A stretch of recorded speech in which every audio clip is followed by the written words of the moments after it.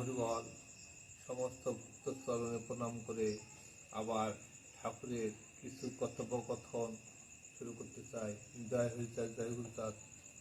দেখুন, আমার দশরথ ঠাকুরের একনিষ্ঠ ভক্ত।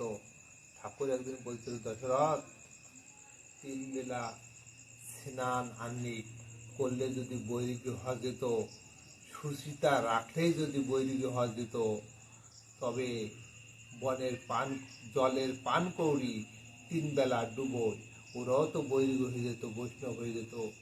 আর আমিষ ভোজন করলেই যদি যে বৈষ্ণব বা বৈরিক হওয়া যায়, তবে যে বনের পশু,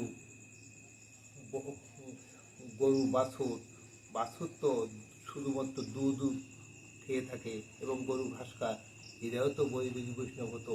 এমনভাবে আমার দশরথকে বলছেন সব কিছু আহার করার মাধ্যমেও বৈদিক বৈষ্ণব হওয়া যায়। যেমন আমার তাহার অনেক উপমা আছে।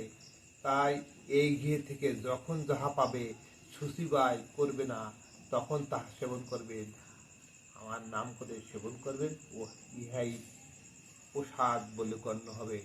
এবং মানুষকে কখনো ঘৃণা বিদ্বেষের ভিতরে দেখবে না, সবার ভিতরে দেখবেন ঈশ্বর।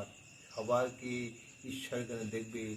যে যে যে ধর্মের লোক হোক না কেন, যে ব্যক্তির চরিত্র পবিত্র ব্যক্তির প্রতি কখনো জাতিভেদ করিবে না, তবেই তুমি বৈদিক বৈষ্ণব হতে পারো।